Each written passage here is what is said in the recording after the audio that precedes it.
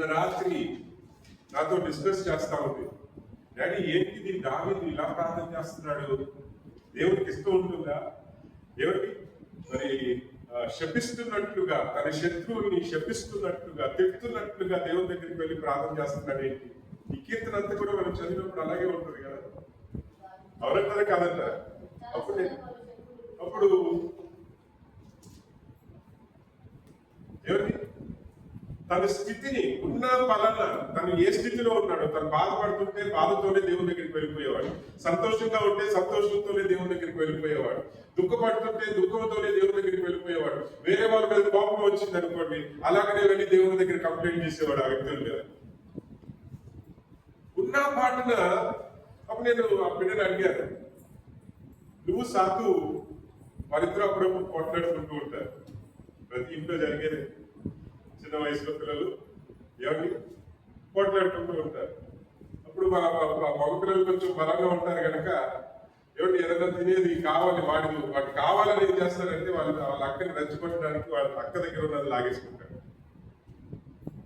తిరు పాపం బలం సరిపోదు కదా, డాడీ చూడు డాడీ అని వచ్చి నా దగ్గర కంప్లైంట్ చేస్తాను. అప్పుడు నేను చెప్పాను,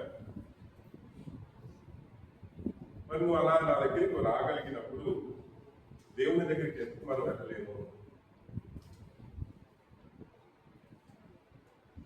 అదే డాడీ దగ్గర వెళ్ళి కంప్లైంట్ చేస్తే డాడీకి ఇష్టం ఉంటుందని, డాడీకి ఇష్టం వచ్చినట్లుగా మాట్లాడాలని చెప్పేసి నన్ను ప్లీజ్ చేయడానికి నా దగ్గరికి వస్తే నేను బాధపడతానా? లేకపోతే తన ఉన్న పాలన, ఉన్న స్థితిని బట్టి నా దగ్గరికి పరిగెత్తుకు వస్తే నేను ఇష్టపడతాను? చెప్పండి, ఏం చెప్పండి? అవునంటారా కాదంటారా?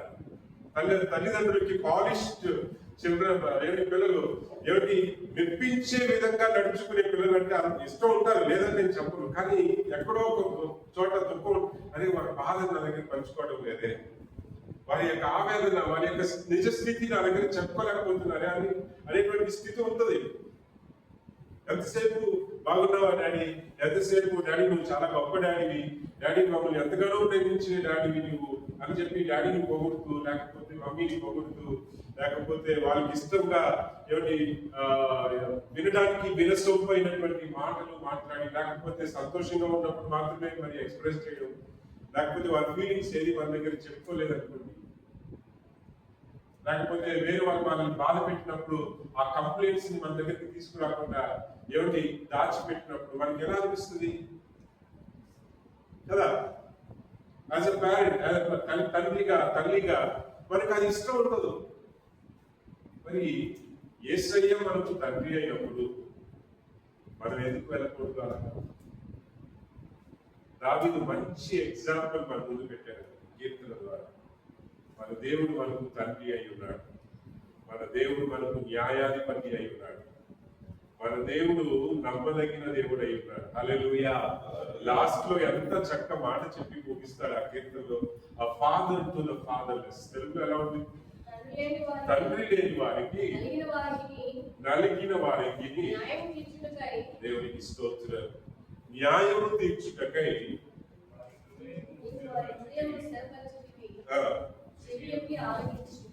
చెవియొగ్గి హల్లెలూయా. ఫాదర్ టు ద ఫాదర్లెస్ చూడండి. ఏంటమ్మా? తండ్రి లేని వారికి, నలిగిన వారికి దేవునికి స్తోత్రం. హల్లెలూయా. ఆయన చివరిలో అదే మాటతోనే చెప్పి, ప్రభా నువ్వు నమ్మదగిన దేవుడు. ముందేమి కంప్లైంట్స్ తో వెళ్తున్నాడు, చివరికి ఇన్ని నా చుట్టూ జరిగినా కూడా నీవు న్యాయము తీర్చేవాడు ప్రభా అని తన విశ్వాసాన్ని దేవుని దగ్గర వెల్లడిపరుచుకుంటున్నాడు. కనుక మన దేవుడు మనకు తండ్రి అయి ఉన్నాడు. దేవునికి స్తోత్రం.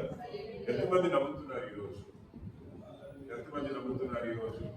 మన ప్రార్థన ఎలా ఉండాలంటే, మన నిజ స్థితిని దేవునికి తెలియపరిచేటువంటిదిగా కనిపించాలి. మనలో ఏం జరుగుతుందో, ఏదైనా తప్పు చేసామా, ఇప్పుడు మనుషులు అనుకోండి, మనం చెప్పలేము అందరికి మనం చేసిన తప్పు. ఎందుకంటే కొంతమంది ఎగతాళి చేసే వాళ్ళు ఉంటారు, కొంతమంది బ్లేమ్ చేసే వాళ్ళు ఉంటారు, కొంతమంది తప్పు చేసి మాట్లాడే వాళ్ళు ఉంటారు కదా.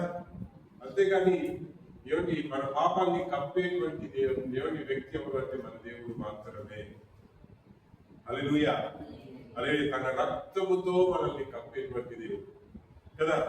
అప్పుడు ఉన్న పాపంలో పడిపోయామా, చేయరాని పని, చూడరాని కార్యం ఏదైనా చూసామా, చేయరాని పని చేసాం, వెంటనే దేవుని దగ్గరికి. లేదా దుఃఖంగా ఉన్నామా, వెంటనే దేవుని దగ్గరికి. ఫ్రస్ట్రేషన్, ఎవరైనా మనల్ని మోసం చేశారా, వెంటనే దేవుని దగ్గరికి. దావీదు చేసింది అదే కదా. అందుకనే బైబిల్లో వ్రాయబడ్డాయి ఇవన్నీ కూడా. చెప్పాలంటే ఒక్కొక్కసారి మనం చేసే ప్రార్థనలు ఈ కీర్తనల కన్నా ఎంతో సుందరంగా ఉంటాయి వినడానికి.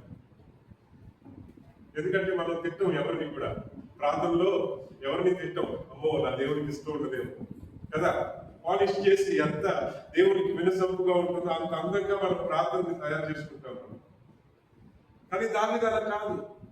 ఎవరి మీద కోపం వస్తే కోపాన్ని దేవుని దగ్గర తీసుకువెళ్ళి, ప్రభా మీరు నన్ను ఇలా చేశారు, నువ్వు ఊరుకుంటావా? ఎందుకు ఊరుకుంటున్నావు? నువ్వు మాట్లాడవా? నువ్వు ఫస్ట్ వర్డే ఆ కీర్తనలో ఫస్ట్ వర్డ్ ఏం చెప్పండి?